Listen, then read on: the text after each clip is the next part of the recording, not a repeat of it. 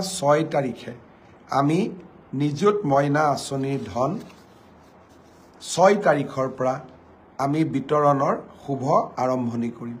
মই আজি পুনৰ দোহাৰিছো যে অহা 6 তাৰিখে প্ৰত্যেকটো বিধানসভা সমষ্টিত অনুষ্ঠিত হ'বলগীয়া এখন সুন্দৰ সভাৰ মাজেৰে আমি নিযুত মইনা আঁচনিৰ শুভ আৰম্ভণি কৰিম। এই মাহত আমি সকলো ছাত্ৰীক একোখনকৈ ড্ৰাফট দিম আৰু অহা মাহৰ পৰা অৰ্থাৎ নৱেম্বৰ মাহৰ পৰা এই ধন ডিবিটি যোগে সকলো ছাত্ৰীৰ এই আঁচনিত যোগ্য বুলি বিবেচিত হোৱা প্ৰতিগৰাকী ছাত্ৰীৰ বেংক একাউণ্টলৈ আমি ট্ৰান্সফাৰ কৰিম। আৰু কোনোবা ছাত্ৰী যদি ভুলত বাদ পৰি যায় আপোনালোকে মোক জনাব, মই তৎকালীনভাৱে ব্যৱস্থা ল'ম। মই বিশ্বাস কৰোঁ যে উচ্চতৰ মাধ্যমিকত প্ৰথম বৰ্ষত নামভৰ্তি কৰা ছাত্ৰী, স্নাতক পৰ্যায়ত নামভৰ্তি কৰা প্ৰথম বৰ্ষৰ ছাত্ৰী আৰু বিশ্ববিদ্যালয়ত নামভৰ্তি কৰা প্ৰথম বিভাগৰ ছাত্ৰী সকলোৱে এই আঁচনিৰ হিতাধিকাৰী ৰূপে যোগ্য। কোনোবাই যদি এই আঁচনিৰ পৰা বাদ পৰিছে আমাক নিশ্চয় জনাব। অৱশ্যে সেল্ফ ফাইনেন্স কোৰ্সত পঢ়া ছাত্ৰীসকল এই আঁচনি পোৱাৰ বাবে যোগ্য হ'বনে নাই তাৰ বিষয়ে শিক্ষা বিভাগত মন্থন চলি আছে। সেইবাবে সেল্ফ ফাইনেন্সত পঢ়া ছাত্ৰীসকলক কিছু দিন অপেক্ষা কৰিবৰ বাবে মই অনুৰোধ জনাম। শাৰদীয় দুৰ্গা পূজাও আহি আছে। শাৰদীয় দুৰ্গা পূজাৰ উৎসৱ পালনৰ বাবে চৰকাৰে যি অনুদান আগবঢ়াব সেই অনুদানো আমি আপোনালোকক জনাব বিচাৰোঁ যে 8 আৰু 9 তাৰিখৰ ভিতৰত আপোনালোকে যাতে সকলোৱে পায় তাৰ বাবে আমি নিশ্চিতভাৱে ব্যৱস্থা হাতত ল'ম।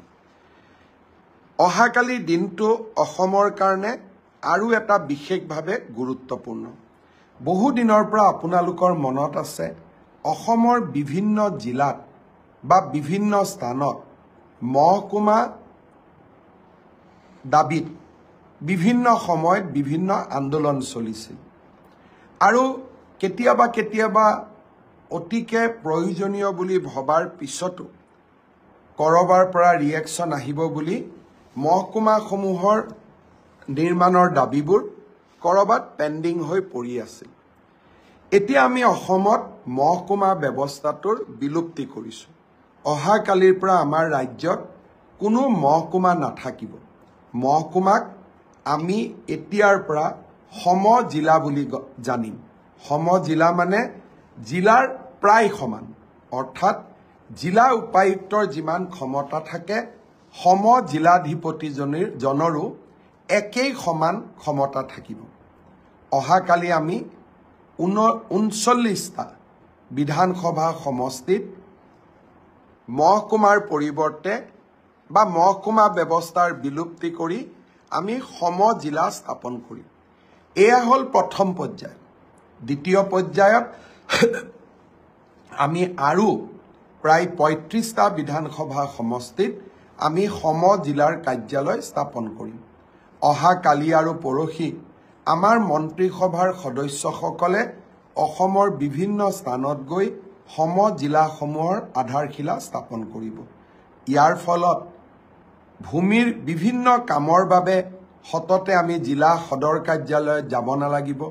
বিভিন্ন ধৰণৰ NOC পাৰ্মিশ্যনৰ বাবে আমি জিলাৰ সদৰত যাব নালাগিব। MLA আনটাইড ফাণ্ড আদি বিভিন্ন চৰকাৰী ধনৰ লেনদেনৰ বাবে আমি জিলা সদৰত যাব নালাগিব।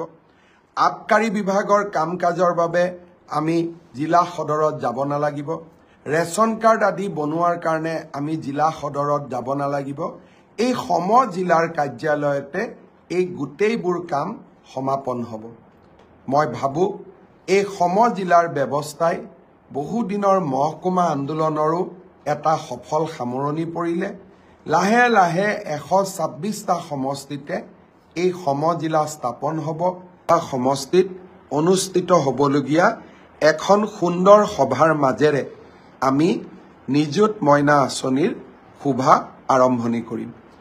এই মাহত আমি সকলো ছাত্ৰীক একোখনকৈ ড্ৰাফট দিম আৰু অহা মাহৰ পৰা অৰ্থাৎ নৱেম্বৰ মাহৰ পৰা এই ধন ডিবিটি যোগে সকলো ছাত্ৰীৰ এই আঁচনিত যোগ্য বুলি বিবেচিত হোৱা প্ৰতিগৰাকী ছাত্ৰীৰ বেংক একাউণ্টলৈ আমি ট্ৰান্সফাৰ কৰিম আৰু কোনোবা ছাত্ৰী যদি ভুলত বাদ পৰি যায় আপোনালোকে মোক জনাব মই তৎকালীনভাৱে ব্যৱস্থা ল'ম মই বিশ্বাস কৰোঁ যে উচ্চতৰ মাধ্যমিকত প্ৰথম বৰ্ষত নামভৰ্তি কৰা ছাত্ৰী স্নাতক পৰ্যায়ত নামভৰ্তি কৰা প্ৰথম বৰ্ষৰ ছাত্ৰী আৰু বিশ্ববিদ্যালয়ত নামভৰ্তি কৰা প্ৰথম বিভাগৰ ছাত্ৰী সকলোৱে এই আঁচনিৰ হিতাধিকাৰী ৰূপে যোগ্য কোনোবাই যদি এই আঁচনিৰ পৰা বাদ পৰিছে আমাক নিশ্চয় জনাব অৱশ্যে